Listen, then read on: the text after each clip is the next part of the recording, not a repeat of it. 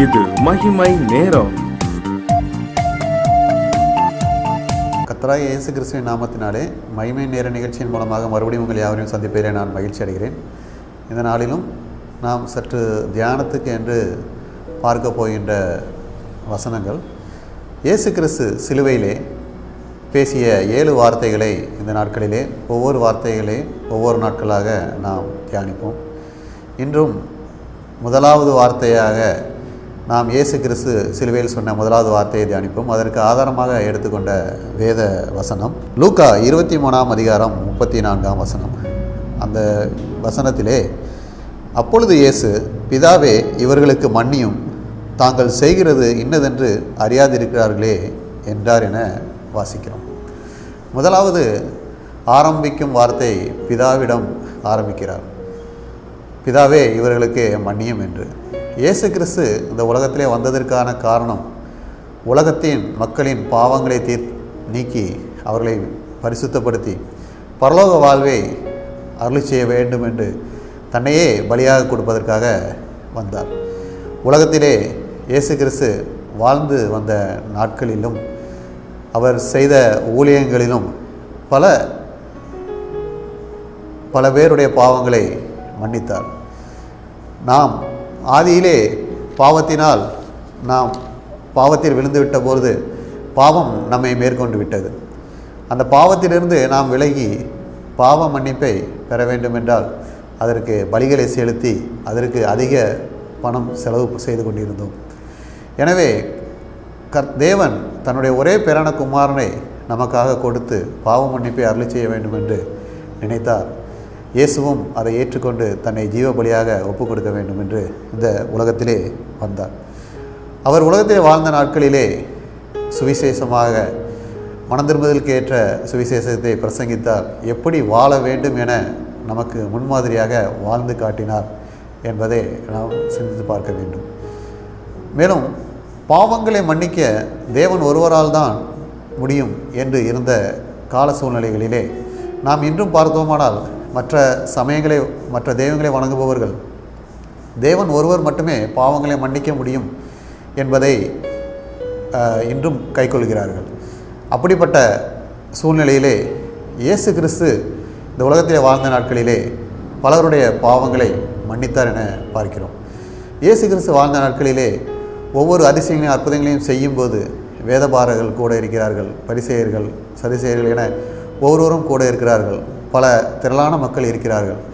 பாவங்களை இயேசு கிறிஸ்து மன்னிக்கும் போது அவர்கள் இவன் யார் பாவங்களை மன்னிப்பதற்கு என்று சொல்கிறார்களே தவிர தேவன் ஒருவர் பாவங்களை மன்னிக்க முடியும், அப்படியானால் இவர் பாவங்களை மன்னிக்கிறாரே, இவருடைய தேவகுமாரன் என்பதை விசுவாசிக்காமல் இருந்து விட்டார்கள்.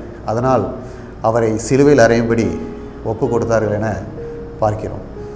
இயேசு கிறிஸ்து எப்பேற்பட்ட பாவமாக இருந்தாலும் மன்னித்து கொண்டிருந்தார் என பார்க்கிறோம். வேதத்திலே ஒரு சமயத்திலே விபச்சாரத்தில் பிடிபட்ட ஒரு ஸ்திரியை அவரிடத்திலே கொண்டு வருகிறார்கள். அவரை கொண்டு வரும்போது அந்த விபச்சார ஸ்திரியை அவர் முன்னால் நிப்பாட்டி அவள் மேல் குற்றம் சுமர்த்துகிறார்கள். இதுபோல் இவளை கையும் களவுமாக பிடித்தோம், விபச்சாரத்திலே மோசேயின் நியாயப்பிரமாணத்தின்படி இவளை கல்லெறிந்து கொள்ள வேண்டும் என அவர் மேல் குற்றம் சாட்டுகிறார்கள். இயேசுவின் மேல் குற்றம் கண்டுபிடிக்க எத்தனைப்படுத்துகிறார்கள். இயேசு கிறிஸ்து என்ன சொல்கிறார்? உங்களில் எவன் பாவம் செய்யவில்லையோ அவன் கல்லெறிய கடவன் என்ற சொல்கிறார். பாருங்கள், பாவங்கள் எல்லா மனிதர்களுமே இருக்கிறது. இயேசு அந்த பெண்ணை தண்டிப்பதற்காக, ஒரு மனிதன் பாவம் செய்துவிட்டால் அவனை தண்டிப்பதற்காக இங்கு வரவில்லை, பாவ மன்னிப்பை பெற்றுத்தரதுக்காக வந்தார். அந்த பெண் விபச்சாரத்தில் பிடிபட்டிருந்தாலும் தன்னுடைய பாவத்துக்காக மன்னிப்புக்காக ஏங்கி நின்ற காரணத்தினால் அவர் இப்படி கூறும்போது எந்த மனிதர்களும் அவளை ஆக்கணிக்குள்ளாக தீர்க்கவில்லை. அதுபோல இயேசுவும் அவளை மன்னித்து அவருடைய பாவங்களை மன்னித்து இனி பாவம் செய்யாதே என அவளை அனுப்பிவிடுகிறார். பாருங்கள், மரணத்துக்கு ஏதுவான பாவம் இருக்கிற அந்த பெண்ணுக்கும் பாவ மன்னிப்பை கர்த்தர் கொடுத்தார் என பார்க்கிறோம். ஆனால் இங்கே சிலுவையிலே இயேசுவை அறைகிறார்கள். அவரை சிலுவையில் அறைந்தவர்கள் அங்கே நிற்கும்போது ஆசாரியர்கள் இருக்கிறார்கள், இன்னும் வேதபாரர்கள் இருக்கிறார்கள், மக்களும் இருக்கிறார்கள். ஆனால் சிலுவையில் அறையும் போது இயேசு அவர்களுக்காக பிதாவை நோக்கி மன்னியும் என்று கேட்கிறார். இங்கே பார்த்தோமானால் அவரை சிலுவையில் அறைந்தவர்கள் அவர்களுடைய பாவங்களை உணரவில்லை, தங்களுடைய அக்கிரமத்தை உணரவில்லை.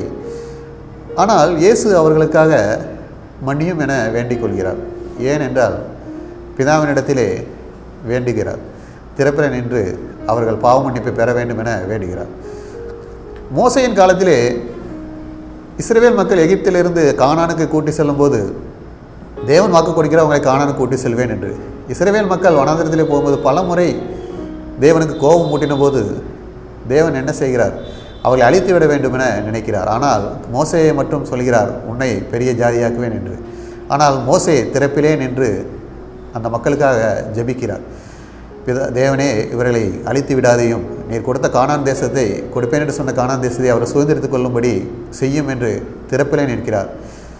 ஏன் மோசே மட்டும் திறப்பிலே நிற்க வேண்டும்? மோசே தேவனை விசுவாசித்தான், மோசே தேவனுடைய அழைப்பை அறிந்திருந்தான். அதுபோல தான் உலக பிரகாரமாக இருந்த மோசே மக்களுக்காக பரிதவிக்கும் போது தன்னுடைய தேவன் இந்த உலகத்தின் மக்களை ரட்சிக்க தன்னை அனுப்பியிருக்கிற சித்தத்தை நிறைவேற்றாமல் எப்படி இயேசுவால் இருக்க முடியும்?